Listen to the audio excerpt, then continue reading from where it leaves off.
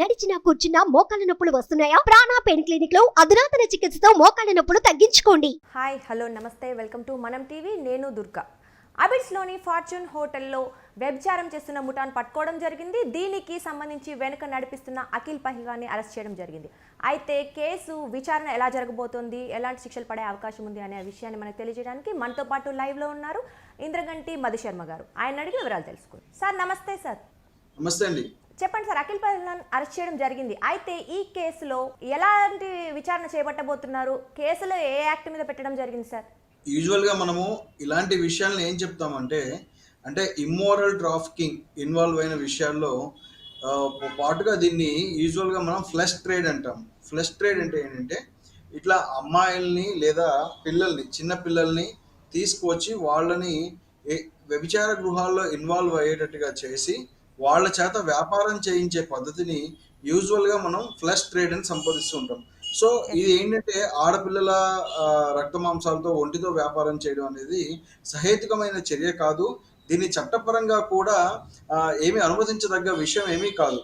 Plus ముఖ్యంగా ఇక్కడ మనం గమనించాల్సింది ఏంటంటే, ఇవన్నీ దేని కిందకు వస్తాయంటే ఇమ్మోరల్ ట్రాఫికింగ్ కిందకు వస్తాయి. మెజారిటీ ఆఫ్ ది కేసెస్ అన్ని ఇమ్మోరల్ ట్రాఫికింగ్కి వస్తాయి. సో మనం నిన్న దాంట్లో గమనించుకున్న దాంట్లో చూస్తే అక్కడ మైనర్ పిల్లలు కూడా ఎక్కువ ఉండటం జరిగింది అని చెప్పేసి చూసాము. 16 నుంచి 18 ఏళ్ళు, 16 లోపు పిల్లలు కూడా ఉన్నారు అని చెప్పేసి చెప్పడం జరుగుతుంది. సో ఇలాంటి సందర్భాల్లో ఇలా మైనర్ పిల్లలు ఉన్నప్పుడు లేదా ఇమ్మోరల్ ట్రాఫిక్ ఇన్వాల్వ్ అయినప్పుడు యూజువల్గా ఐపీసీలో 370, 370A ఒకటి ప్రివెన్షన్ ఆఫ్ ఇమ్మోరల్ ట్రాఫికింగ్ కింద సెక్షన్ 3, 4, 5 కింద కూడా కేసెస్ బుక్ చేసేటువంటి అవకాశం ఉంటుంది.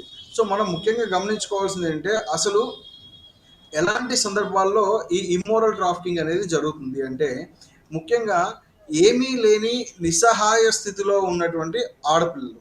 ముఖ్యంగా ఈ టార్గెట్ గ్రూప్ ఎలా ఉంటారు అంటే, చాలా పేదరికం, కడు పేదరికంలో ఉన్నటువంటి ఆడపిల్లలు వీళ్ళకి ముఖ్యంగా టార్గెట్గా ఉంటారు.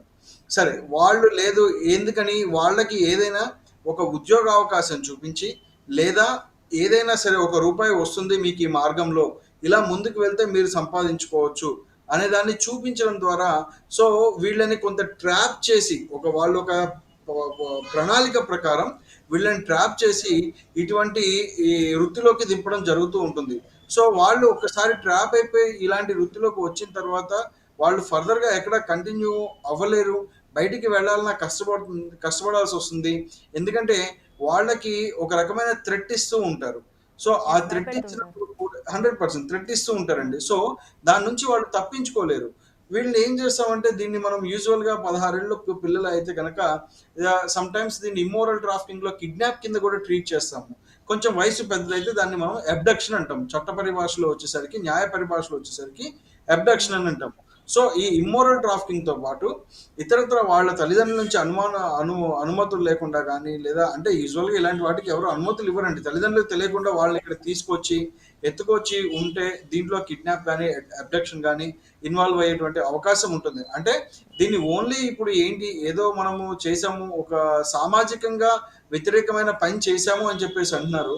అంటే ఇక్కడ మనం గమనించాల్సింది ఏంటంటే, ఇప్పుడు అతని మీద, ఆ వ్యక్తి ఎవరైతే ఆ బ్రోతల్ హౌస్ రన్ చేస్తున్నారో అతని మీద కేసులు పెట్టడానికి కూడా గల కారణం ఏంటంటే, ఉన్నటువంటి ఆడపిల్లలందరూ తమకి ఇష్టమై ఆ వృత్తిలో ఉన్నారా, లేదా బలవంతంగా వాళ్ళని ఆ వృత్తిలోకి లాక్కొచ్చారా? ముఖ్యంగా ఫస్ట్ క్వశ్చన్ రైజ్ అయ్యేది అక్కడే రైజ్ అవుతుందండి.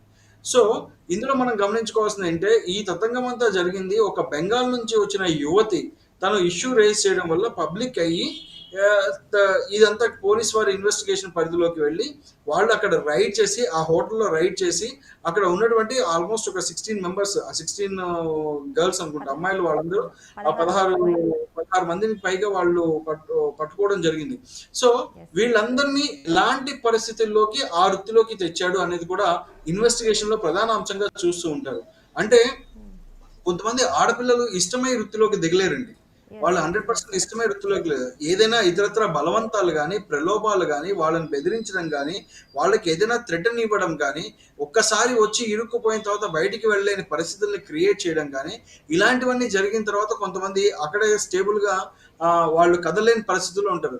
సో ఇలాంటివి ఖచ్చితంగా చట్ట వ్యతిరేకమైన పనులేనండి. ఇవి ఏమీ హర్షించదగ్గ విషయం కాదు. సమాజానికి పూర్తిగా ఇలాంటివి భ్రష్టు పట్టించేవి, నాశనం పట్టించేటువంటి విషయాలని చెప్పుకోవచ్చు. సో ఈ ఎక్కువ శాతం అంటే నిన్న ఒక రిపోర్ట్లో మనకి తెలిసింది ఏంటంటే ఆ అమ్మాయి బెంగాల్ అమ్మాయి కూడా తను చెప్పింది ఏంటంటే ఎక్కువ మంది యూత్లు జాబ్ అనే ట్రాప్లో వచ్చి ఇరుక్కుపోయారు ఇక్కడ. సో ఈ ఫ్లస్ట్రేట్ లోకి ఇరుక్కుపోయిన తర్వాత బయటికి వెళ్ళడానికి వాళ్ళకి అవకాశం లేదు. ఒక్కసారి లోపలికి వచ్చి ఇరుక్కున్నాక మాకు బయటికి వెళ్ళడానికి అవకాశం లేదు అనేటువంటి స్టేట్మెంట్స్ కూడా మనం చూస్తున్నాం. సో ఏదేమైనప్పటికీ అండి, ఇలాంటివన్నీ సమాజానికి సిగ్గుచేటు అంశాలు. వీటినేమి హర్షించదగ్గేవి కాదు. ఖచ్చితంగా చట్టపరంగా వీళ్ళకి చాలా తీవ్రమైన శిక్షలు ఉన్నాయి. ఎలాంటి శిక్షలు అంటే ఇమ్మోరల్ ట్రాఫికింగ్ లో ఆల్మోస్ట్ లైఫ్ ఇంప్రిజాన్మెంట్ పడేటువంటి అవకాశం కూడా ఉంటుంది. అంటే యూజువల్ గా అండి దీనికి ఉండేటువంటిది ఏంటంటే వన్ టైం కనుక వాళ్ళు ఫస్ట్ టైం దొరికితే యూజువల్ కి 7 years వరకు ఉంటుంది. దాని తర్వాత మళ్ళీ వాళ్ళకి 14 years వరకు కూడా పడేటువంటి ఛాన్స్ ఉంటుంది.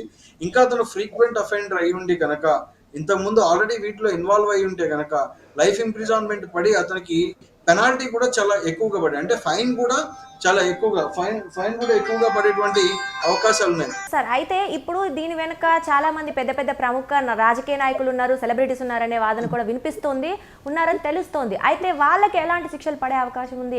విచారణ ఎలా స్టార్ట్ చేస్తారు అక్కడి నుంచి? రాజకీయ నాయకులు, సెలబ్రిటీలు అనేది యూజువల్ గా అండి ఇలాంటివి బయటికి వచ్చినప్పుడు తరచుగా వినపడే పేర్లే. అది ఇవాళ మనకు కొత్త ఏం కాదు. కరెక్ట్ గా చెప్పాలంటే పర్టికులర్ గా చెప్పాలంటే పాత ప్రభుత్వంలోని ఒక మంత్రి కూడా సహకరిస్తున్నారనే వాదన కూడా వినిపిస్తోంది మనకి. సో పేర్లు కూడా కొన్ని బయటకు వస్తున్నాయి. వాళ్ళకి ఎలాంటి శిక్షలు పడే అవకాశం ఉందంటారు మీరు? అంటే గత ప్రభుత్వంలో ఉన్నటువంటి, అంటే గత పొలిటికల్ పార్టీకి ఉన్నటువంటి ప్రభుత్వంలో ఉన్నటువంటి మంత్రులు ఎవరైనా సహకరించి ఉండుంటే కనుక is a part of the investigation he has to disclose అండి. ఎవరైతే అక్యూజ్డ్, నిందితుడు ఇప్పుడు అరెస్ట్ అయ్యాడో ఆ నిందితుడు ఇన్వెస్టిగేషన్ లో భాగంగా అతని పేరు చెప్తే మాత్రమే అతన్ని మళ్ళీ విచారణకి ఎంతవరకు పిలవాలి అనేది చూసుకుంటారు. సో విచారణలో, ఇన్వెస్టిగేషన్ లో వీళ్ళు ఏ పేరు చెప్పకుండా మనము ట్రయల్ కండక్ట్ చేసి వీళ్ళు ఇన్వాల్వ్ అయ్యారు, వాళ్ళు ఇన్వాల్వ్ అయ్యారు అని చెప్పినంత మాత్రాన అదేమీ ఉండదండి. అంటే యూజువల్ గా చెప్పాలంటే నిజంగా ఇలాంటి వాళ్ళకి 100% సపోర్ట్ ఉంటుందండి. సపోర్ట్ లేకుండా ఇన్ని సంవత్సరాల నుంచి, ఇన్ని రోజుల నుంచి వాళ్ళైతే నడపలేరు. బట్ కానీ నిందితుడు ఆ పేర్లని ఇన్వెస్టిగేషన్ లో డిస్క్లోజ్ చేయాల్సి ఉంటుంది. ఇప్పుడు దాందేముందండి, ఇప్పుడు తను అనవసరంగా ఇప్పుడు తనకి ఎవరి మీద పగ ఉందనుకోండి, ఇన్వెస్టిగేషన్ లో పలానా సినిమా హీరో, పెద్ద హీరో పేరు కూడా చెప్పొచ్చు.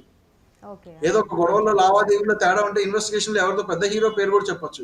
కానీ జెన్యూనిటీ, ఆ కనెక్షన్ నిజంగా ఉందా లేదా అనేది మళ్ళీ ఇన్వెస్టిగేషన్ చేసి తెలుసుకోవాలి. ఇప్పుడు మీరన్నట్టుగా నిజంగా పొలిటికల్ గా సపోర్ట్ ఉండుంటే కనుక, పొలిటికల్ గా మంత్రులు కానీ అతనికి సహకరించిన వాళ్ళ పేర్లు కూడా ఉండుంటే కనుక వాళ్ళు కూడా తప్పకుండా శిక్షార్హులు అవుతారండి. ఎందుకంటే ఇమ్మోరల్ ట్రాఫికింగ్ అంటాం దీన్ని. Flesh trade, immoral trafficking is a big crime in India. దీన్ని ఎట్టి పరిస్థితుల్లో టాలరేట్ చేయడానికి లేదు.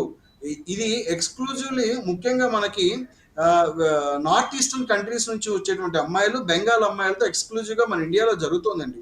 ఇదివరకు ఇక్కడ నుంచి మన ఆడవాళ్ళు, నార్త్ ఈస్టర్న్ అమ్మాయిలు దుబాయ్కి కూడా అలా ఎక్స్పోర్ట్ అయిన సందర్భాల్లో కూడా ఇవి చాలా సీరియస్ గా తీసుకున్నారు. సో ప్లస్ అక్కడ నుంచి నేపాల్ నుంచి కూడా ఇండియాకి, నార్త్ ఈస్టర్న్ బోర్డర్లో నేపాల్ నుంచి కూడా ఇండియాకి తరలిచ్చిన సందర్భంలో కూడా ఈ ఇమ్మోరల్ ట్రాఫికింగ్ ని ప్రభుత్వం చాలా సీరియస్ గా తీసుకుంది ఆ రోజుల్లోనే. బట్ ఏదైనా విత్ ఇన్ ఇండియాలో ఇలాంటి సర్కమ్స్టాన్సెస్ జరిగేటప్పుడు సో ఖచ్చితంగా పొలిటికల్ అండదండలు ఉంటాయనడంలో సందేహం లేదని చెప్పుకోవచ్చు. బట్ కానీ అతను అక్యూజ్డ్, నిందితుడు ఎవరైతే ఉన్నారో అతను పార్ట్ ఆఫ్ ది ఇన్వెస్టిగేషన్ లో మీరు అన్నట్టుగా పొలిటికల్ లీడర్స్ పేర్లు బయటికి చెప్తే వాళ్ళు కూడా ఇన్వెస్టిగేషన్ సహకరించాల్సి ఉంటుంది. సార్, మరి ఇక్కడ పట్టుబడిన అమ్మాయిలు ఉన్నారు కదా సార్, వాళ్ళని ఎలా రక్షించబోతున్నారు? ఇలాంటి సందర్భాల్లో ఏంటంటే పట్టుబడిన అమ్మాయిలు నిజంగా వాళ్ళ తప్పిదం లేకుండా ట్రాఫికింగ్ లో ఇరుక్కుపోయి వీళ్ళ థ్రెటన్ కి గనక ఇదై ఉంటే కనుక సో వాళ్ళకి కేర్ హోమ్స్ ఉంటాయండి. యూజువల్ గా ఉమెన్ వెల్ఫేర్ డిపార్ట్మెంట్ వాళ్ళు మెయింటైన్ చేస్తూ ఉంటారు. సో ఫస్ట్ టైం వాళ్ళని కేర్ హౌసెస్ పంపించి వాళ్ళని కౌన్సిలింగ్ ఇచ్చి తర్వాత వాళ్ళ దగ్గర ఇన్వెస్టిగేషన్ లో భాగంగానే వాళ్ళ దగ్గర కొంత ఇన్ఫర్మేషన్ లాక్కొని ఎలా ఉంది ఏంటి అంటే వాళ్ళ మొబైల్స్, వాళ్ళ డేటా, ఎలా ఉన్నారు, వీళ్ళు సహకరించారా లేదా, అక్యూజ్డ్ వీళ్ళని ఎలా ట్రాప్ చేశాడు, అంటే ఇప్పుడు అరెస్ట్ అయినటువంటి నిందితుడు వీళ్ళని ఎలా ట్రాప్ చేశాడు, ఈ ఇన్ఫర్మేషన్ అంతా తీసుకొని కేర్ హోమ్స్ ద్వారా వాళ్ళకి తగ్గ చర్యలు తీసుకుంటారండి వాళ్ళని. ఓకే, అడ్వకేట్ మధు శర్మ గారు, థ్యాంక్ యూ సో మచ్, మంచి ఇన్ఫర్మేషన్ ఇచ్చారు. Thank you.